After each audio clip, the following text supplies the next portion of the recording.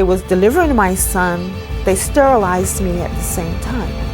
They had approached my grandmother and said that if she wanted to continue to receive supplement, welfare and food stamps, or at this time they was giving out these surplus foods, canned cheese, I think it was, or powdered eggs, and said that if she did not sign the X, that they were going to stop her supplements. Mind you, my grandmother was illiterate. She had never ever gone to school. She didn't understand what it was. So she signed the acts and they did this to me.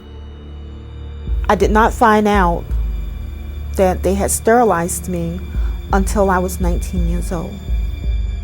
I asked the state of North Carolina why they did this to me, and they said that because I was feeble-minded, that I would not be able to take care of myself, I would not be able to tie my shoes, that I was just incompetent.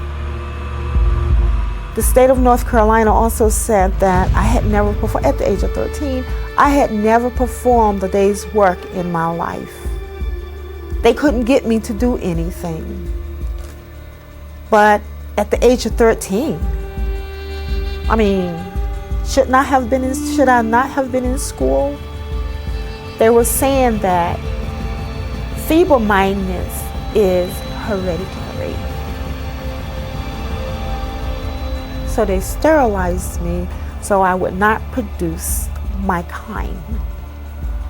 Mind you, I am not illiterate, nor am I feeble-minded. I never went into high school, but yet I still acquired a college degree. They also justified that my child or my children would be feeble-minded. My son is the president of his own semiconductor company. He has his own construction company. And he has his own real estate company. I mean, how can you think that your government allowing these things to happen to a person,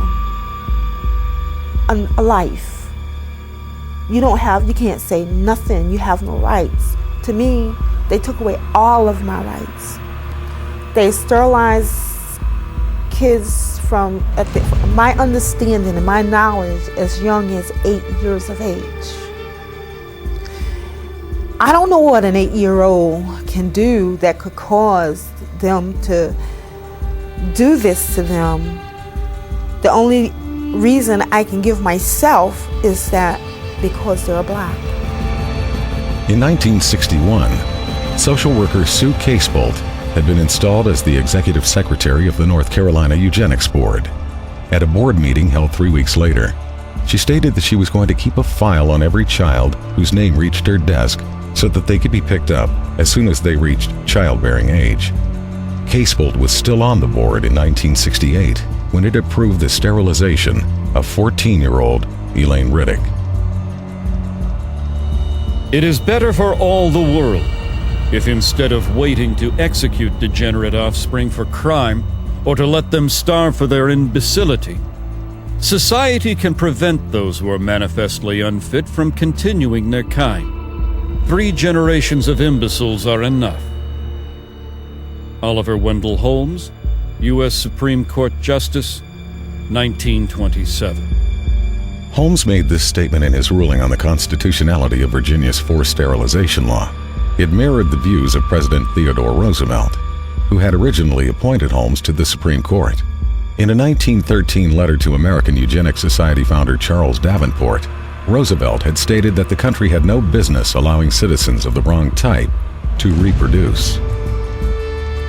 In 1907, Indiana had become the first of more than 30 states to pass sterilization laws, and some of those laws stayed on the books well into the 1970s. In fact, the state of Oregon did its last sterilization in 1981 and did not abolish its eugenics board until October of 1983. Some states practice sterilization without ever creating an official eugenics board. In those instances, few if any records were kept. And in the states that did keep records, many have never been made available to the public.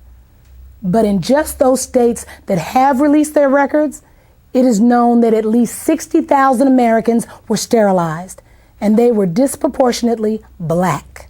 In addition, during a 1973 lawsuit, a federal judge estimated that as many as 150,000 additional low-income women may have been sterilized under federal programs alone. These sterilizations were often performed without the patient's knowledge or consent, and sometimes against their will. It was also common for social workers to tell welfare recipients that they would lose their benefits if they did not agree to be sterilized. In some cases, poor families were even threatened with the loss of welfare unless they brought their children in for sterilization. The result was that some of the people sterilized were as young as 10 years old. In the first 6 months of 1972, one hospital in Aiken County, South Carolina, sterilized over 1/3 of the Medicaid patients who were there to give birth, and all but one of these women were black. One patient said she was told by all 3 of the county's obstetricians that they would not deliver her baby unless she agreed to be sterilized. Her claim was later confirmed by each of the doctors. Another patient said she was told by one of these same physicians that he was tired of having to help support the babies of welfare recipients and that she could either agree to be sterilized or find another doctor. The law of nature says that only the fit shall survive. When a nation disregards this law by protecting the unfit and encouraging their multiplication, this nation invites inevitable destruction. As far as New Jersey is concerned, sterilization is an economic necessity. And as far as the United States is concerned, sterilization is a matter of national preservation. Fred Shepard, Assemblyman. Fred Shepard was a member of the New Jersey State Legislature. He made this statement upon his introduction of a sterilization bill in March of 1942. In some parts of the country, Planned Parenthood was closely associated with these state eugenics boards and was often a referral agency for them. But the system did not always run smoothly. In 1969, when the number of sterilizations approved by the Iowa State Eugenics Board began to drop, the board was attacked in the press by the executive director of Planned Parenthood, Robert Weber. He said that he was alarmed by the decline in numbers and that the Eugenics Board should expand its approval criteria. Board Chairman Dr. S.M. Corson responded that the board's guidelines were already fairly broad.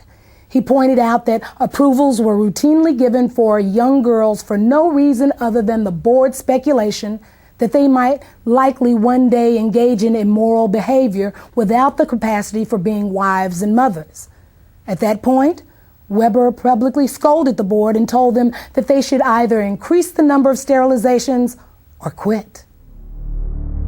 From its beginning, Planned Parenthood always had powerful ties to the American eugenics community. In fact, in many places they were often one and the same. For example, when the first birth control clinic was opened in Arkansas, it was operated by the Arkansas Eugenics Association and overseen by a woman named Hilda Cornish. Later, the Arkansas Eugenics Association would become the Arkansas state affiliate of Planned Parenthood, and Cornish would be named its executive director. During the 4 months that American Birth Control League director Lothrop Stoddard was in Nazi Germany, he not only met with Hitler and SS Chief Heinrich Himmler, he also attended one of the Nazi eugenics courts. The first case I saw looked like an excellent candidate for sterilization. A man in his mid-30s, he was rather ape-like in appearance. Receding forehead, flat nose with flaring nostrils, thick lips, and heavy prognathous jaw. Not vicious looking, but gross and rather dull.